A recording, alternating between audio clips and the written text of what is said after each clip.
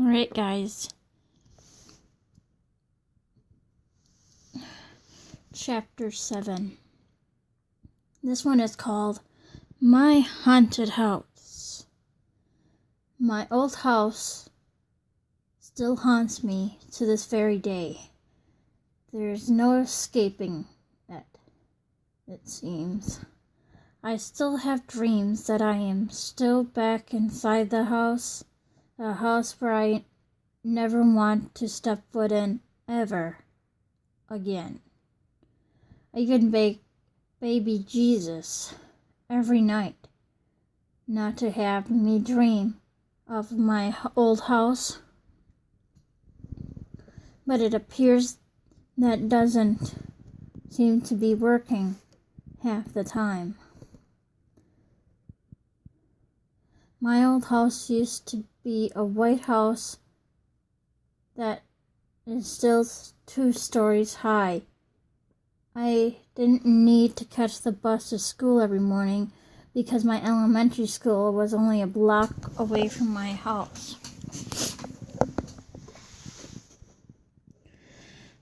The house itself had a full backyard. I remember playing in the sandbox in the backyard as a kid, and I also remember playing in my neighbor's yard on their swing set with Katie. I think Katie was about the same age as me, but I don't actually remember. I also remember she loved pinching me a lot, and I also pinched her back.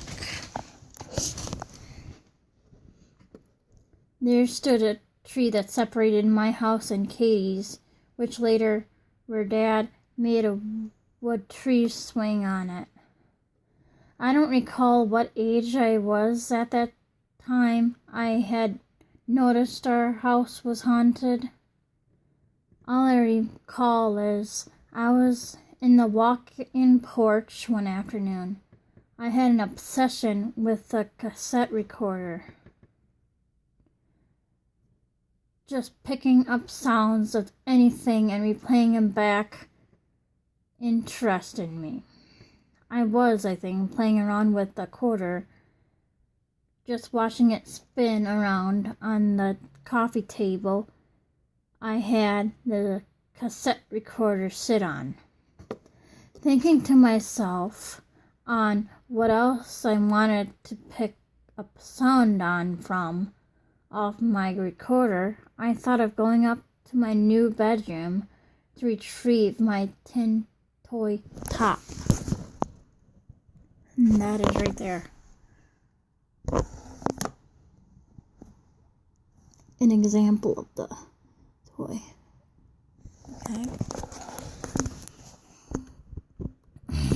And this was also the year Mom and Dad decided to move me out of the bedroom I had shared with Sister, and they moved downstairs into the playroom.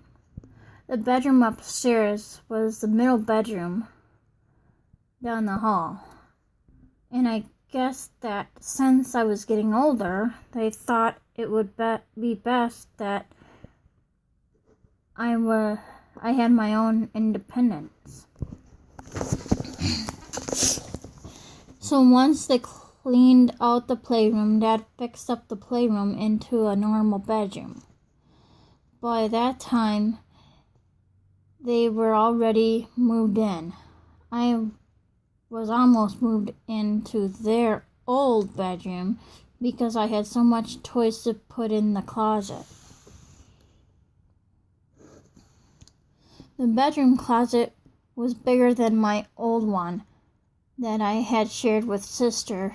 We hardly had anywhere to walk around in it since toys were scattered everywhere on the shelves, on the floor, inside the toy box.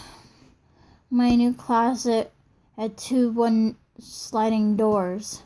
Inside the closet had a long pole that hung up clothes and a couple of shelves on the left and right of the closet. I already had toys on the floor of the closet, and I remember to this day, as I think back to this frightening event, I would have trouble closing the sliding doors due to the amount of boxes, paper, and toys inside.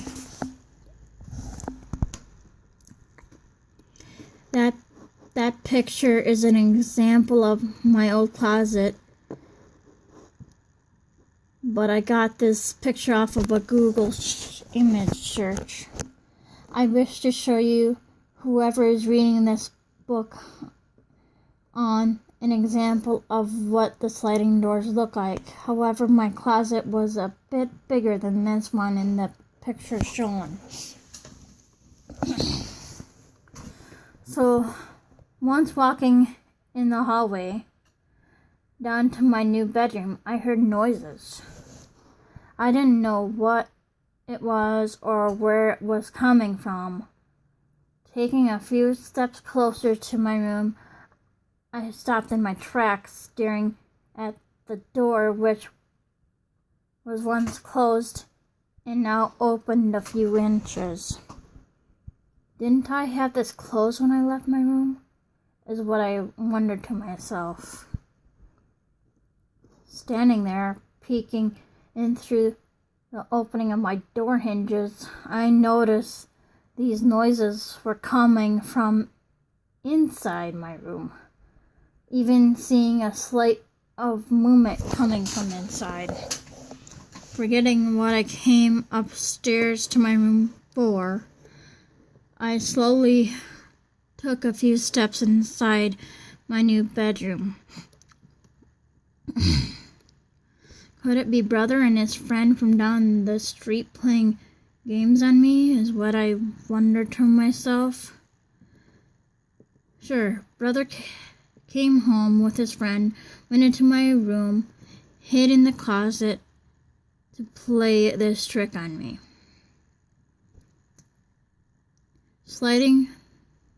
The sliding doors were closing and shutting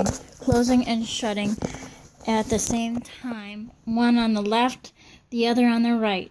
Open, shut, open, shut. Justin? Nick?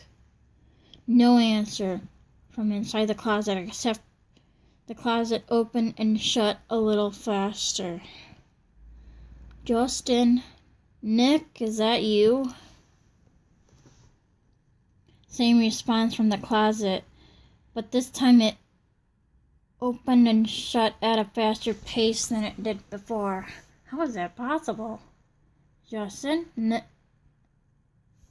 Feeling the hair on the back of my neck stand up on end, I stood frozen in place. Nora, get out of here. A voice in my head said to me, get out of here now. And I take off running as fast as I could down the hall, down the stairs, taking 2 stairs at a time. Mom! I called out. Mommy! Mommy! Heading back into the porch is where I found her sitting on a chair with sister sitting on her lap. Mom! I cried again. Both Mom and sister looked over at me. What is it? Mom asked. The house is haunted! No, it's not, Mom says. Couldn't you see how frightened I was? I can't recall how I got the nerve to go back up to the bedroom, but I must have, because years later, remembering to this very day, I always felt eyes on me when I was in that bedroom. When I was undressing myself for bed, the eyes were on me. I even wondered if my neighbor Sam, who was well in his late 60s or older, I don't know,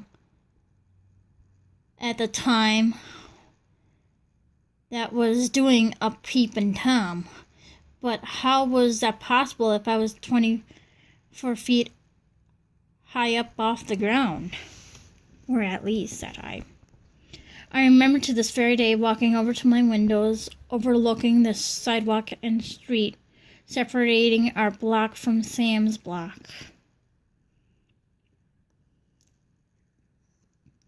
Could he have binoculars? Is what I wondered to myself. I tried squinting my eyes in the dark to see if he and his wife were still awake. It was difficult to tell. I gave up and finished getting ready for bed. Once in bed, laying in the dark, I felt uncomfortable. The eyes were still on me, and not knowing who it was, it would drive me crazy. Who would want to watch me sleep anyway? Feeling the eyes on me ever so often was driving me nuts, and I also regretting to Mom and Dad to move into their room in the first place. When the spring and summer time came in 1994, I was 12 years old. Mom had her eyes on a house that was a quarter of a mile away from the hospital and also just across the street from our church we attend to. She said it was her dream house and wanted to buy it. This is why when I was 12, my family packed their things, their toys, clothes, kitchen supplies, and moved into the little greenhouse across from our church.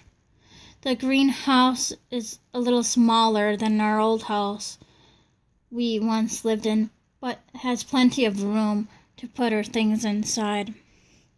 To be honest with you, I had mixed feelings about moving. One being I loved having a big room, even though it gave me the creeps, and two being the fact that I was relieved to be out of that house and away from those eyes. The end of chapter 7.